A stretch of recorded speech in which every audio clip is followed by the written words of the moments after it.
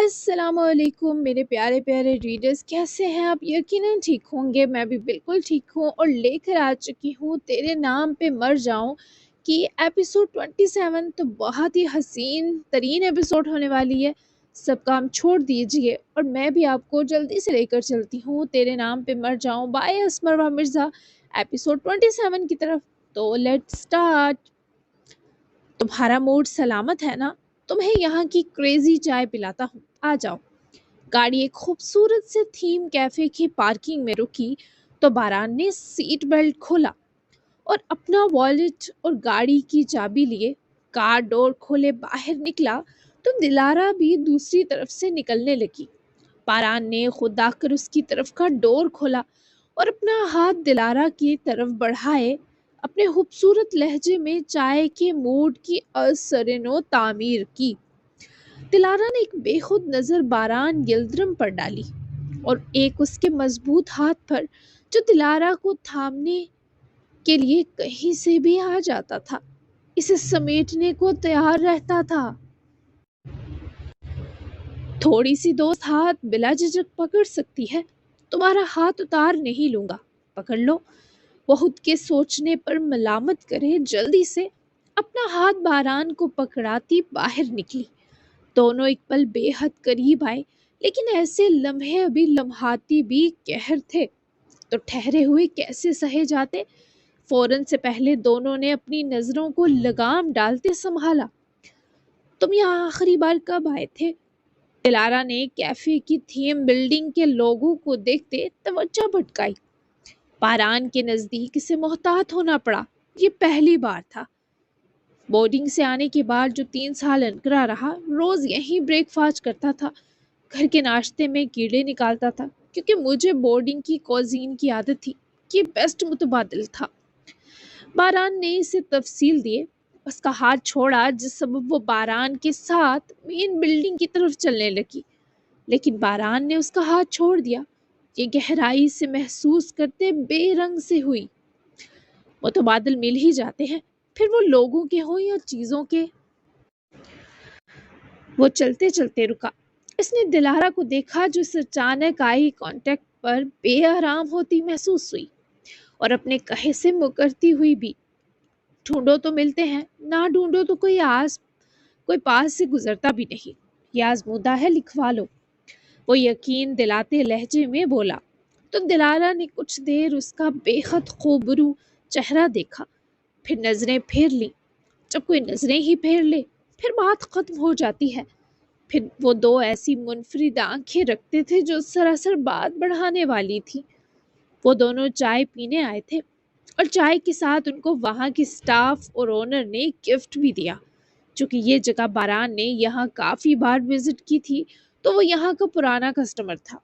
بہت سالوں بعد بھی ان لوگوں کی گیسٹ لسٹ میں اس کا نام درج تھا، اور تبھی اس کیفے کے اونر نے خود چائے کے ساتھ ایک انویلپ گفٹ کیا۔ یہ کیا ہے؟ باران نے مصروف سے انداز میں اس اونر کے ہاتھ سے وہ انویلپ لیتے پوچھا۔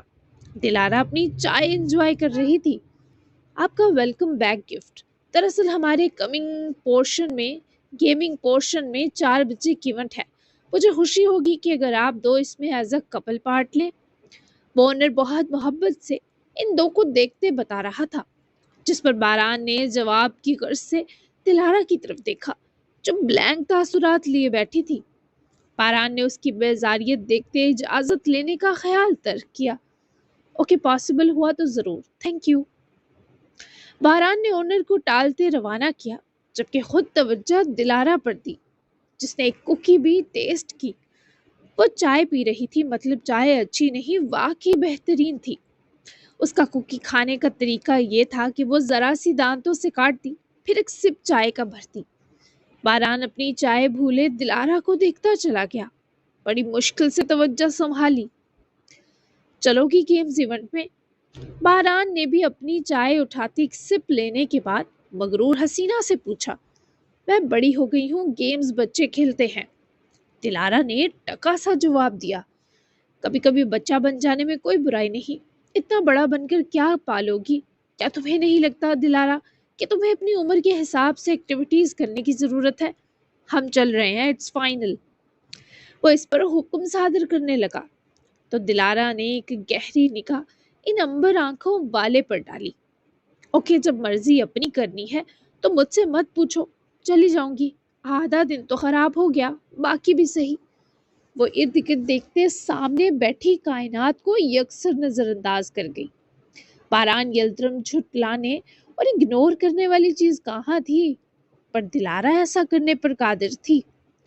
میں نے تمہارا دن خراب کیا، ٹھیک ہے میں جا رہا ہوں، چلی جانا گھر، اپنا باقی دن خراب ہونے سے بچا لینا۔ باران نے چائے کا کپ واپس پٹک کر رکھا اور اٹھ کھڑا ہوا، پر دلارا خنوز مطمئن بیٹھی نظر آئی۔ جانے دو باران، وہ ٹیک چھوڑ کر بیٹھے، بس اتنا بولی۔ باران نے اس کا لہجہ دیکھا جو پشیمان تھا۔ اپنے بدتمیز دل کو سمجھاتا ہوا وہ واپس بیٹھا۔ وہ اسے جان بوجھ کر بے چین کرنے سے خود کو روکنے لگا تھا۔ پہلے کہو کہ تم دل سے سیونٹ میں جاؤ گی، وہ شرطوں والا باران بنا بولا۔ دلارا نے فوری سر ہلا دیا کہ وہ وہی کرے گی جو باران چاہے گا، فرما برداری کرتی ایکسٹرا بوم لگتی ہو۔ باران نے دل ہی دل میں سوچا، کہہ دیتا تو یہ سلجھی حسینہ فوراً بگڑ سکتی تھی، اور تم مجھے آپ بھی کہا کرو۔ باران نے لوہا گرم دیکھتے ایک اور وار کیا۔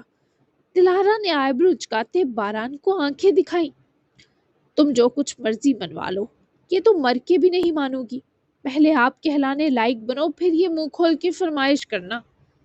دلارا نے اپنی چائے پر ہی فوکس کیا، جبکہ باران کی مسکراہٹ بے حد خوبصورت تھی، 7 پردوں میں چھپی اور دبی سی، اور وہ لڑکی خوش تھی کہ اس نے لڑ کر ہی صحیح پر باران کے درد اسے بھلا دیے ہیں۔ کبھی نہ کبھی تو یہ کرنا تھا، ان دو کو مزید مستور حویلی چھوڑنا خطرہ تھا۔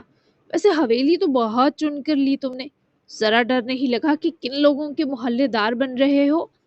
وہ نازلی کو ساتھ ہی کی حویلی لایا تھا، کلوروفارم کی ڈوز نازلی کے مقابلے میں زیادہ تھی، تبھی ہوش نہیں آیا تھا۔ آزاد نے حویلی کا ایک سرسری ہی وزٹ کرتے جائزہ لیتے آلیان کو اپنے تاثرات بتائے، جب اسے کال کرتے اطلاع دی کہ اس کے لوگ واپس بھجوا دیے ہیں۔ آپ اگر اپنے ڈان بھتیجے کو جانتے ہیں تو یہ بھی جانتے ہوں گے کہ مجھے ڈرانا ناممکن ہے بڈی۔ ایدھا کو ڈنر پر لے جاؤں گا اور پھر یلدرم حویلی، بابا کو سمجھا لیں گے۔ حالانکہ ایدھا کو پھر سے دیکھ کر ایک لمحہ ان کی سانس گل ہوگی، لیکن اب مجبوری ہے، اور آپ بھی ذرا جلدی سامنے آ جائیں یار، بابا نے بہت ڈھونڈا آپ کو، ہاسپٹل سے غائب ہونے پر ابھی تک آپ کی تلاش نہیں چھوڑی۔ آلیان اس وقت اپنے آفس میں ہی موجود تھا، ایدھا اپنے کاموں میں بزی تھی۔ آج تو اس کا موڈ ایسا تھا کہ آلیان کو اپنے چاروں طرف خطرے کی گھنٹیاں سنائی دے رہی تھی۔ بہکا موڈ نہیں بلکہ مسرور تھی وہ، اور آلیان کا دل تب بہکتا جب وہ لڑکی بے حد خوش نظر آتی۔ پہلے میں حادث سے نمٹ لوں، نازلی کو سب بتا لوں، یہ سب معاملات سیٹ کرنے کے بعد کچھ اور سوچوں گا۔ ابھی تم ابھی کو یہی کہنا کہ ایدا اس حویلی میں محفوظ نہیں، ایموشنلی بلیک میل کرنا، تمہارے اندر یہ ٹیلنٹ بھی کوٹ کر بھرا ہے۔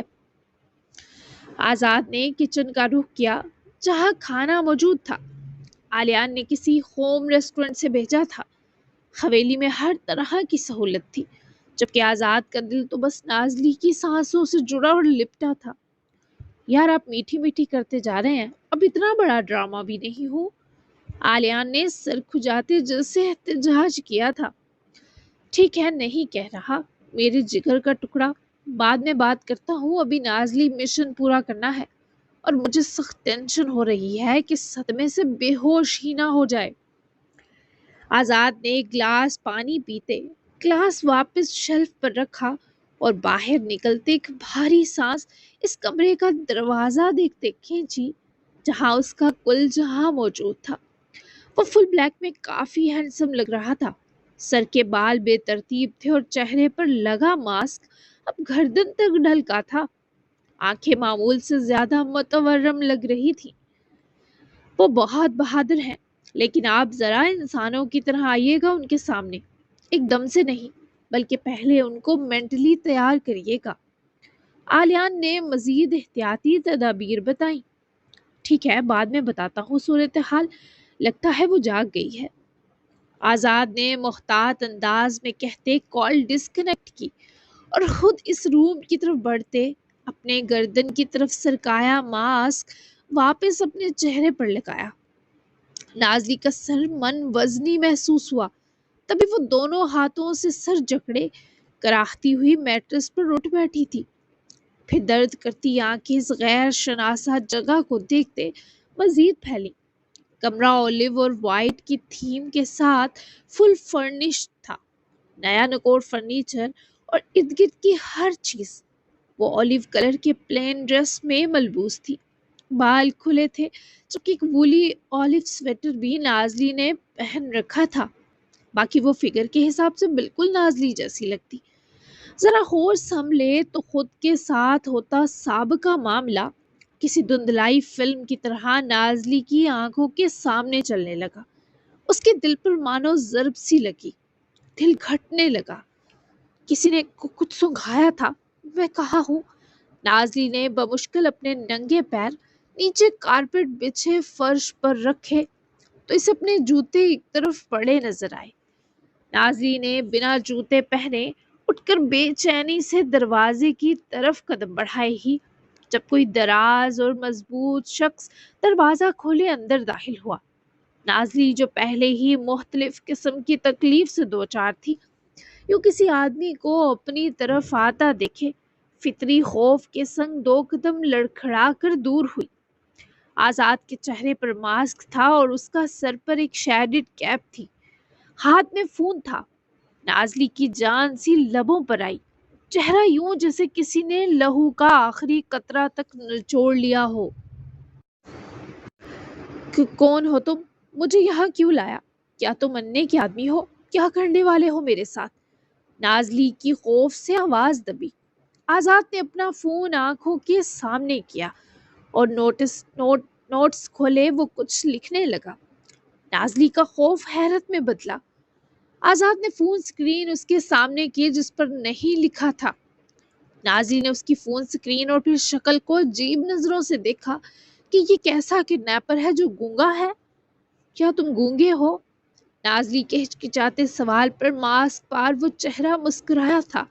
یہ صاف دکھائی دیا۔ آزاد نے پھر سے فون سکرین سامنے کی۔ پھر نہیں لکھا دیکھے نازلی کا دماغ چکرایا۔ تو کیوں لائے ہو مجھے یہاں؟ نازلی نے تپ کر چیختے پوچھا۔ تبھی آزاد نے ایک بار پھر فون سکرین سامنے کرتے کچھ ٹائپ کیا۔ میری مجبوری ہے، کیا تم آرام سے وہاں میٹرس پر بیٹھ سکتی ہو؟ نازلی نے پھر سے سکرین دیکھی اور تبھی وہ وحشی بنی۔ اس کی طرف لپکی اور آزاد کی خودی کو گریبان سے جس پکڑ کے سنگ دبوچا، خود آزاد جو پھسلتے فون کو بمشکل سنبھال سکا تھا، اس پکڑ پر دھنگ رہ گیا۔ یہ چھوئی موئی سی نازلی اتنی طاقتور ہوگی کب سوچا تھا؟ جبکہ وہ خون ہار آنکھوں سے ان آنکھوں میں جھانکی۔ لمحہ بھر نازلی کے ہاتھوں کی گرفت ڈھیلی پڑی اور پھر پہلے سے دگنی مضبوط ہوئی کیونکہ اس کے اندر آگ دہکتی محسوس ہو رہی تھی۔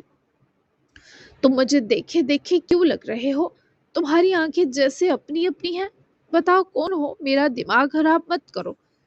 نازلی نے اس بار سخت جھنجھلاتے ہوئے پوچھا تھا۔ آزاد نے اس کے دونوں ہاتھوں کی پکڑ پر اپنا ایک ہاتھ رکھا اور ایک ہی جھٹکے سے وہ نازلی کو دونوں بازوؤں سمیت اپنے سینے سے جوڑتا سٹک کر گیا۔ وہ آزاد کی ایک بازو کی گرفت میں تھی، اپنے دونوں ہاتھوں سمیت۔ کلائیوں سے وہ بھرپور مزاحمت کر رہی تھی۔ آزاد کے دل میں سے یوں پاگلوں کی طرح مزاحمت کرتا دیکھے ٹیس جگی۔ چھوڑو مجھے، کون ہو تم؟ ہاتھ ہٹاؤ اپنے۔ تمہیں پتہ نہیں کس سے پنگا لے بیٹھے ہو۔ جس ہاتھ سے پکڑا ہے آزاد ہوتے سب سے پہلے یہی کاٹوں گی۔ وہ پوری طرح آزاد کی بازو کی گرفت میں تھی جو اسے اپنے فون سکرین پر بولنے کے بجائے لکھ کر اریٹیٹ کر رہا تھا۔ نازلی کا پارا ہائی ہوا۔ پہلے پرومس کرو صدمے سے بے ہوش نہیں ہوگی تم۔ آزاد نے اپنے فون سکرین پر ٹائپ کرتے وہ نازلی کے سامنے کیا۔ وہ اس طرح دونوں بازوؤں سے قید تھی کہ ہلنا بھی مشکل تھا، جبکہ آزاد نے اس کے کان کے پیچھے ہی چھپے اپنی شناخت کا بڑا ثبوت دیا۔ بس آزاد یلدرم ہی تھا جسے دیکھ کر وہ صدمے سے گر سکتی تھی۔ اس کا دل زور سے دھڑکا جسے آخری بار۔ ناظرین نے اپنی آنکھیں سختی سے بند کی، پھر سارا غصہ، ڈر اور گھبراہٹ ایک طرف کرے اپنی بیک سے جڑے سینے کی دھڑک توجہ سے سنی۔ اس شخص کی محسوس مدت پرانے کلون کی مہک، پھر وہ سانس، سارے راز افشاں ہوئے۔ اس کے دل نے گواہی دی یہ بازو کا گھیرا پرایا نہیں، اس کی واحد جائے پناہ ہے۔ تو تم آزاد ہو نا؟ ناظرین نے ڈوبتی سی سرگوشی کی جسے مشکل اس کے لب ہل پائے ہو۔ اس کی آنکھیں سرخ ہو کر بہہ نکلی، گال بھیگنے لگے۔ آزاد نے اس کی بازوؤں کو آزاد کیا، پر اپنا ہاتھ ہنوز اس کے گرد کمر کے اطراف ہی حائل رکھتے اپنا فون سامنے میٹرس پر اچھالتے پھینکا اور نازلی کو مزید اپنے سینے سے جوڑا۔ اس لڑکی کی گردن کے پاس سانس بھرتے اپنا ناک رگڑتے جسے آنکھیں بند کی۔ نازلی کا دل بھی جسے اس لمس پر کپ کپا سا گیا۔ آزاد کا اسے تھامنا بہت سے درد چھیڑ گیا۔ تمہیں یقین ہے میں آزاد ہوں؟ وہ اس کے بال گردن سے ہٹائے اب کی بار اس کے کان میں بولا۔ اس بار آزاد کی آواز بھی بھاری سی محسوس ہوئی۔ وہ مر گیا ہے، تم کون ہو پلیز بتاؤ۔ نازلی کا گلا بالکل آنسوؤں سے رنسا گیا تھا۔ ہچکی سی برے اس نے گزارش کی کہ اس کا ایسا امتحان نہ لیا جائے۔ میں نہیں مرا تھا، تم نے کیسے مان لیا کہ میں تمہیں چھوڑ سکتا ہوں؟ تمہیں میرے دھڑکتے دل کی خبر نہیں ملی نازلی؟ وہ اسے اپنے دونوں بازوؤں میں سموئے اپنے دل کی جلن کو ٹھنڈا کر رہا تھا، اور نازلی پر یہ قہر بہت سخت انداز میں ٹوٹا۔ اس کے حصار میں مچھلی تو آزاد نے حصار نرم کیا۔ وہ خود بھی اسے زور سے گلے لگانا چاہتا تھا۔ جب وہ پلٹی تو اس کی سانس رکنے سی لگی۔ آزاد، وہ اس کی گرفت میں ہی پلٹ آئی اور پھر سے اس ماسک پہنے شخص کو دیکھتے کانپتی آواز میں بولی، پھر ہاتھ بڑھا کر آزاد کے ماتھے پر ڈھل کے بال ہاتھ پھیرتے پیچھے کیے۔ وہ نازلی کے یوں کرنے پر تڑپ سا اٹھا۔ اس کا وہ ہاتھ نازلی کی طرح کانپا جس سے وہ آزاد کا ماسک ہٹانے والی تھی۔ اس لڑکی کی آنکھوں سے لگاتار آنسو بہہ رہے تھے۔ تم آزاد کیسے ہو سکتے ہو؟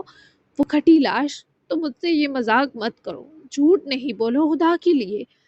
نازی نے کانپتے ہاتھ کو آگے بڑھاتے اس کے چہرے سے ماسک اتارا تو جس سے وہ پتھر کی ہو گئی۔ وہ آزاد ہے، یہ نازلی کی زندگی کا دوسرا بڑا جھٹکا ثابت ہوا۔ وہ دم ساتھ گئی، اس کی جیسے پوری دنیا رک گئی، رگوں میں گردش کرتا لہو جم گیا۔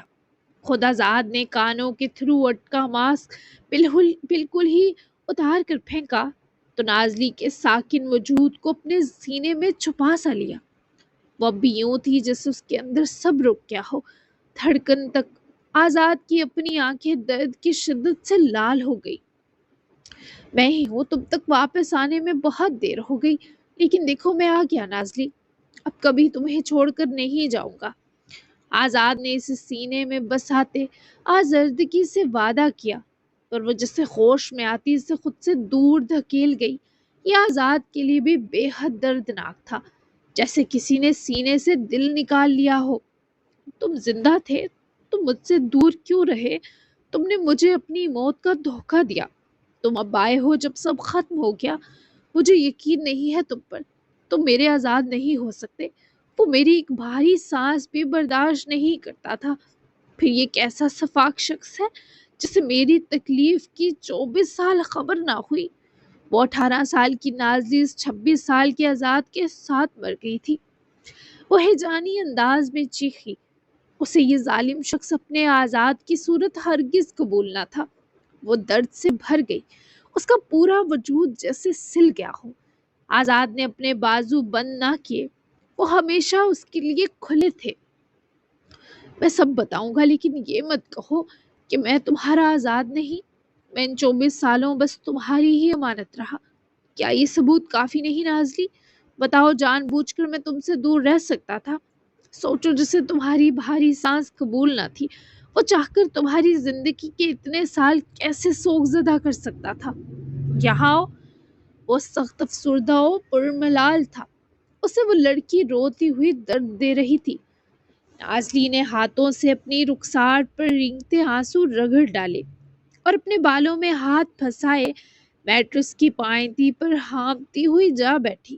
اسے سانس نہیں آ رہا تھا۔ اس کا دل اب نارمل حد تک تیز دھڑک رہا تھا، جبکہ نازلی کی ایسی بدحواس اور رنجیدہ حالت آزاد کے دل کو سالم نگل رہی تھی، اس کے وجود کو کاٹ رہی تھی۔ نہیں، جس آزاد سے میں نے محبت کی وہ تمہاری طرح نہیں تھا، وہ نہیں ہو تم مجھے جیتے جی جہنم کے حوالے نہیں کر سکتے۔ وہ انگ انگ سے تڑپ رہی تھی، اس کا پورا وجود لرزش میں تھا، سانس وہ بمشکل لے پا رہی تھی۔ وہ قریب آیا اور اس کے ساتھ ہی بیٹھے دھیرے سے نازلی کی کلائیوں کو پکڑے، اس کے ہاتھ اس کے بکھرے بالوں سے نکالے اور دونوں کانپتے ہاتھوں کی ہتھیلیوں کو پیار سے چوما۔ پھر وہی ہاتھ پکڑے اپنے چہرے کی طرف جوڑتے لگائے۔ نازلی کے چہرے پر حزن تھا، شکوہ تھا، درد کی حدیں ٹوٹنے کا اثر آ بیٹھا تھا، اور آنکھیں بالکل لال انگارہ جن کے دامن سے آنسو کسی چشمے کی طرح پھوٹ رہے تھے۔ میری جان ہو تم، کہ مجھ سے اتنے سالوں دور رہی، جانتا ہوں بہت روئی تم مجھے، مس کیا، بہت سی قیامتیں جھیلی، پر میں چاہ کر تمہیں ایک سوئی سی چبھن بھی نہیں دے سکتا۔ تم میرا سب کچھ ہو، میرا سکون، میرا ہونا، میرے لیے اب تک موجود ہو۔ I really miss you۔ آزاد نے پھر سے اس کے ہاتھ چومتے وہ آواز ٹوٹنے سے بچا نہ سکا، جبکہ نازلی کے آنسو لمحہ بھر تھمے جب وہ اسے ان نظروں سے دیکھ رہا تھا جو بس نازلی کے لیے وقف تھی۔ تمہیں پتا ہے میں خودکشی کا سوچ چکی تھی، ادا کو آلیان کے حوالے کر کے انے اور ابھی کا پچھتاوا اور انجام دیکھتی اور ختم کر دیتی خود کو۔ اگر تم زندہ تھے تو میرے دل نے خودکشی کی تجویز کیوں دی مجھے؟ بتاؤ، کیوں اتنے سال دور رہے؟ وہ کٹی لاش تمہاری نہیں تو کس کی تھی؟ وہ قبر کس کی ہے؟ کیوں تمہیں اتنے سال میرا خیال نہیں آیا؟ بولو، جواب دو مجھے۔ ابھی وہ سکون نہیں پا سکتی تھی، کیونکہ اس کا پورا وجود سوالوں کی اماج کا بنا تھا۔ وہ روتی ہوئی اس سے اتنے لمبے امتحان کی وجہ جاننا چاہتی تھی۔ بہت لمبی کہانی ہے، سناؤں گا تمہیں، لیکن ابھی نہیں، ابھی بس میں تمہیں دیکھنا چاہتا ہوں۔ آزاد کے پاس ابھی وہ لفظ ہی نہیں تھے جن سے وہ خود بیتی سنا پاتا۔ ویسے بھی نازلی اس وقت مزید کسی صدمے کو سہنے کے قابل نہ تھی۔ مجھے مت دیکھو، میرا دل پھٹ جائے گا، ہٹاؤ ہاتھ، مجھے نہیں بات کرنی تم سے، مجھے اتنی تکلیف دی اس پر اللہ پوچھے گا تمہیں، چھوڑو مجھے، گھر جانے دو۔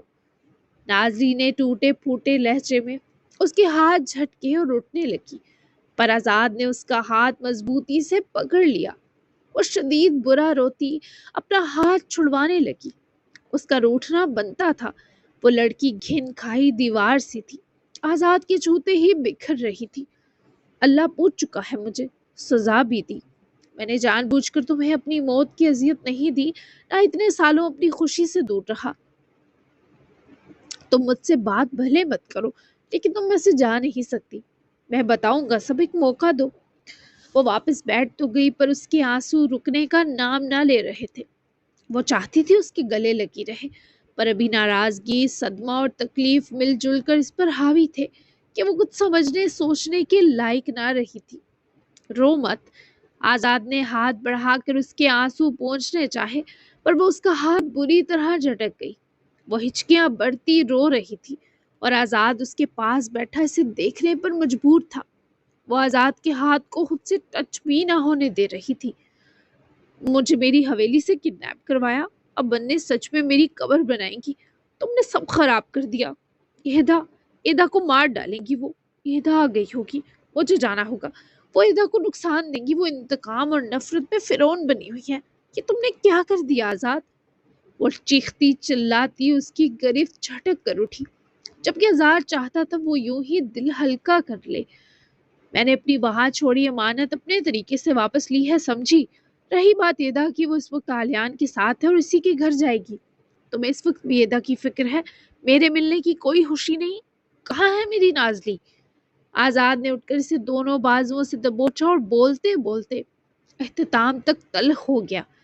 وہ پھر سے بھیگی سانس کھینچتی رو پڑی، پھوٹ پھوٹ کر۔ آزاد نے اسے پھر سے اپنے سینے سے لپٹا سا لیا۔ وہ نازلی کی ساری تکلیف خود میں اتار لینا چاہتا تھا، नहीं, मुझे तुम्हारे मिलने की कोई खुशी नहीं। तुमने मेरी सख्त से ज़्यादा आज़माया है मुझे। मैं तुमसे अब कोई प्यार नहीं करती। तुम बहुत बुरे हो, तुम ज़ालिम हो, तुम बेरहम हो, छोड़ो मुझे। नाज़ली ने उसके सीने पर दबाव सा देते इसे खुद से दूर किया। आज़ाद ने फिर से उसकी बाजुओं को पकड़ते नाज़ली को अपने करीब खड़ा करवाया। वो दम साथ सा गई। मैं तो अब भी तुमसे ही प्यार करता हूँ, तुम करो ना करो। याददाश्त चली गई थी मेरी, एक माह पहले वापस आई, लेकिन उसके बावजूद मुझे इन सारे सालों में यही लगा जैसे मेरा दिल कटा हुआ है। जैसे सर्जरी करते जिस्म भले सुन कर दिया जाए, पर दिल तक इस दर्द का असर जाता है। वैसे याददाश्त चली भी जाए, जो दिल के मकी हैं वो पूरी शान से अपनी जगह धड़कते हैं।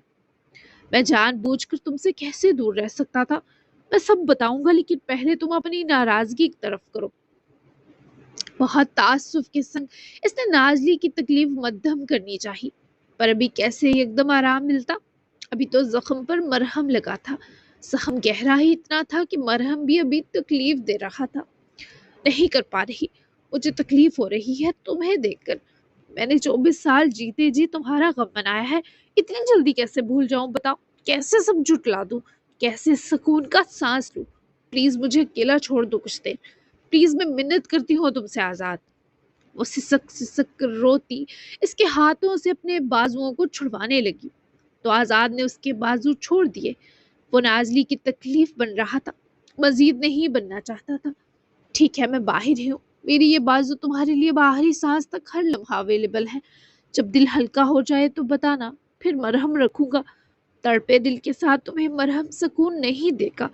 लेकिन एक बात याद रखो नाजली, मुझे तुमसे आगे ना कल कोई था ना आज है। मैं भी इतना ही तड़पा हूँ जितनी तुम, इसलिए मेरी आजमाइश ज्यादा तवील मत करना। आराम करो, मैं एक आवाज पर हूँ। आजाद ने उसकी जहनी अबतरी के लिए उसे अकेला रहने की इजाजत दी, और वो हरगिज आमादा ना था। उसे नाजली का पुरसुकून होना चाहिए था।